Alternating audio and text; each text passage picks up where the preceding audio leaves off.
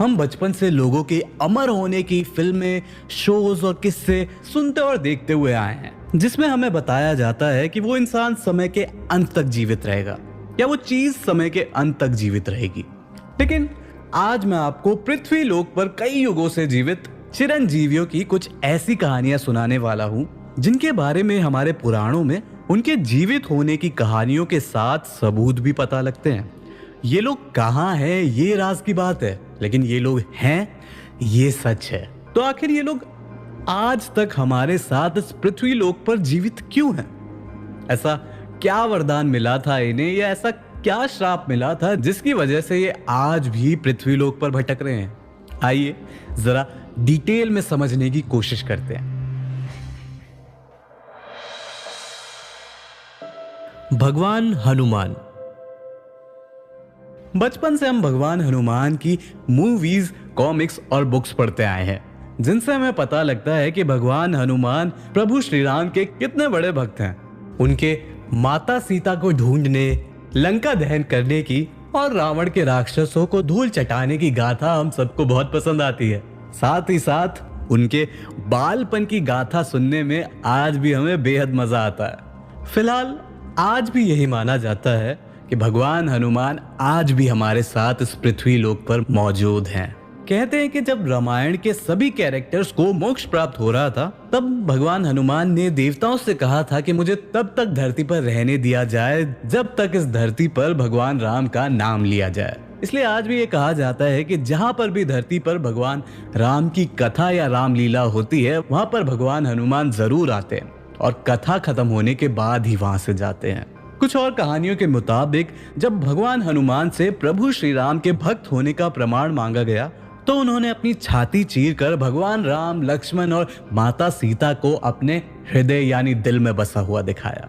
जिसके बाद भगवान राम उनसे बेहद खुश हो गए और हनुमान जी को उन्होंने अमर रहने का वरदान दे दिया। गुरु कृपाचार्य। महाभारत के one of the main character हैं गुरु कृपाचार्य। गुरु कृपाचार्य जो कि महाभारत के युद्ध में कौरवों की तरफ से लड़े थे, लेकिन कहा जाता है कि उन्हें पहले से ही पता था कि दुर्योधन चाहे कितने भी महारथी अपनी तरफ कर ले, लेकिन जीत पांडवों की ही होनी है। गुरु कृपाचार्य अपने अनबायस्ड नेचर के लिए जाने जाते थे। वे पक्षपात या कहूं पार्शियलिटी में विश्वास नहीं रखते थे। ठीक उसी तरह उन्होंने युद्ध में भी पार्शियलिटी नहीं करी, जिस वजह से कहा जाता है कि श्री कृष्ण उनसे बेहद खुश हो गए थे, जिसके बाद उन्हें श्री कृष्ण ने अमर होने का वरदान दे दिया था। Ashwatthama. Ashwatthama one of the most interesting character है महाभारत के। अश्वत्थामा के कैरेक्टर से हम सीख सकते हैं कि किसी के प्रति अगर जलन हद से ज्यादा बढ़ जाए तो कितना बुरा अंजाम हो सकता है। जी हाँ, अश्वत्थामा गुरु द्रोण के पुत्र थे। कहा जाता है कि जब अश्वत्थामा छोटे थे तो गुरु द्रोण के पास इतने पैसे नहीं होते थे कि उसे दूध पिला सके, तो वो उसे आटे का घोल मिलाकर पिलाते थे, जैसे कि अश्वत्थामा को लगता था कि वो दूध ही पी रहा है। अश्वत्थामा के माथे पर एक मणि भी था, जिससे कि वो हर एक रोग, हर एक शस्त्र से बच सकता था। बचपन में जब कौरव और पांडव गुरु द्रोण के पास शिक्षा लेने आए थे, तो अर्जुन की तरफ गुरु द्रोण का ज्यादा ध्यान अश्वत्थामा को खटकने लगा और अश्वत्थामा को जलन महसूस होने लगी और आग में घी का काम किया दुर्योधन और उसके भाइयों ने। उन्होंने अश्वत्थामा के अंदर पांडवों के लिए ईर्ष्या या कहूं जलन भर दी, जिस वजह से अश्वत्थामा कौरवों का दोस्त और पांडवों का दुश्मन बन गया। अब आप पूछोगे कि अश्वत्थामा को इसमें अमर किसने बनाया? दरअसल हुआ यह था कि जब कौरवों की हार हो चुकी थी और दुर्योधन अपनी आखिरी सांसें गिन रहा था, तब अश्वत्थामा इतना भयानक अधर्म करता है कुरुक्षेत्र में, जिसके बारे में किसी ने भी नहीं सोचा था। वो रात को पांडवों के शिविर में घुसता है और अंधेरे में पांडवों के बच्चों को पांडव समझकर उनकी जान ले लेता है।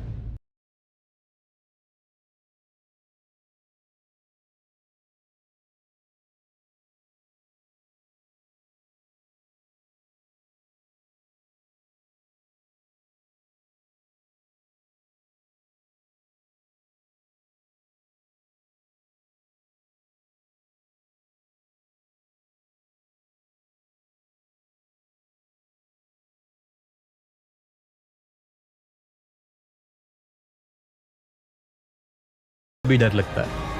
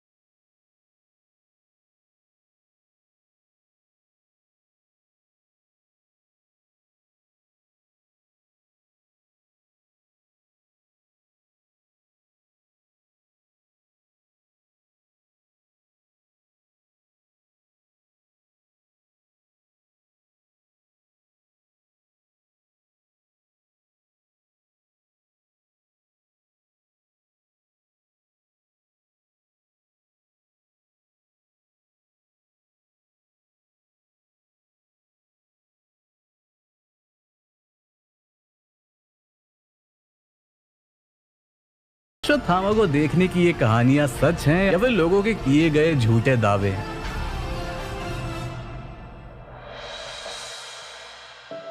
विभीषण।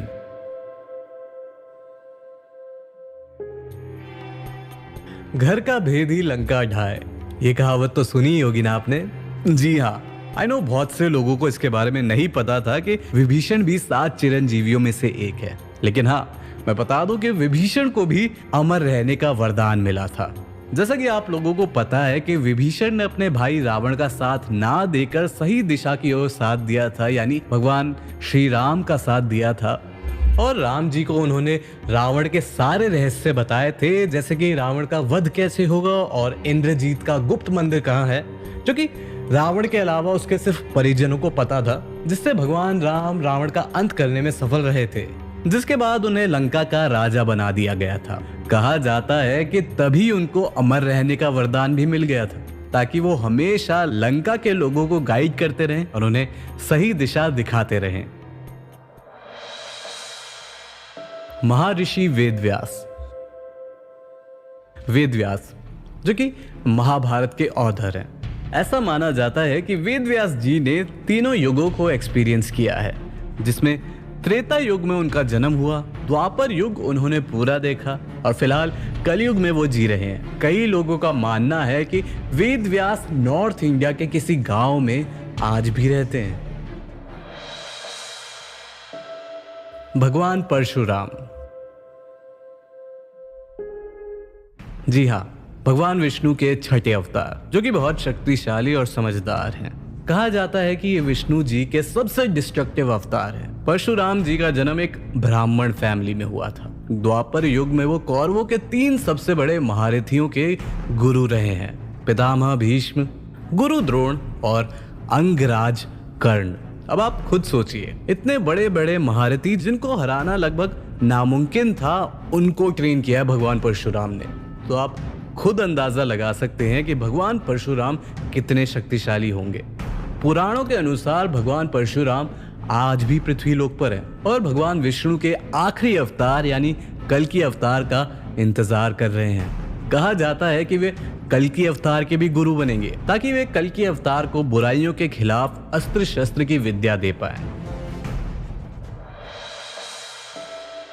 राजा बलि। कहा जाता है कि इन्होंने अपनी ताकत से तीनों लोकों को जीत लिया था। साथ ही साथ राजा बलि को दानवीर भी माना जाता है। कहा जाता है कि राजा बलि के बढ़ते यश को देखकर इंद्रदेव चिंतित हो गए थे, जिसके बाद वो भगवान विष्णु के पास गए। भगवान विष्णु ने उनकी बात सुनकर वामन अवतार लिया। तभी एक यज्ञ के दौरान राजा बलि सभी ऋषि मुनियों को दान दे रहे थे और वहीं पर विष्णु जी के वामन अवतार भी आ गए और उन्होंने राजा बलि से 3 पग जमीन मांगी। फिर क्या था, राजा बलि उनकी बात सुनकर हंसने लगे और कहा, प्रभु 3 पग भूमि में क्या ही हो जाएगा आपका, और हंसते हंसते राजी हो गए देने के लिए और कहा, जहां आपका मन हो वहां 3 पग भूमि ले लीजिए। तभी भगवान विष्णु के वामन अवतार ने अपना विराट रूप लिया और एक पग में देवलोक और दूसरे पग से पृथ्वीलोक और पाताल लोक नाप दिया। जिसके बाद भगवान विष्णु के वामन अवतार ने एक बार फिर से राजा बलि से पूछा कि प्रभु तीसरा पग कहाँ रखूं? जिसके बाद राजा बलि को समझ आ गया कि ये भगवान विष्णु है। तभी राजा बलि ने अपना सर आगे किया और भगवान विष्णु ने उनके सर पर अपना तीसरा पग रख दिया, जिसे देखकर भगवान विष्णु काफी ज्यादा खुश हुए। जिसके बाद राजा बलि को भगवान विष्णु ने अमर रहने का वरदान दे दिया।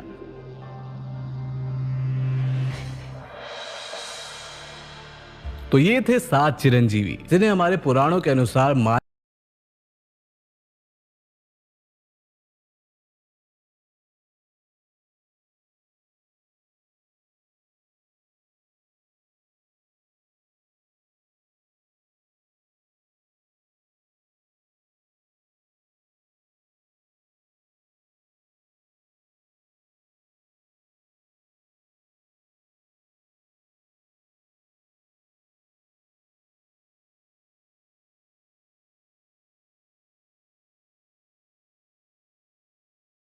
कि ये 7 चिरंजीवी आज भी पृथ्वीलोक पर मौजूद हैं, या फिर ये सिर्फ महज कहानियां हैं। अपने थॉट्स जरूर शेयर कीजिएगा।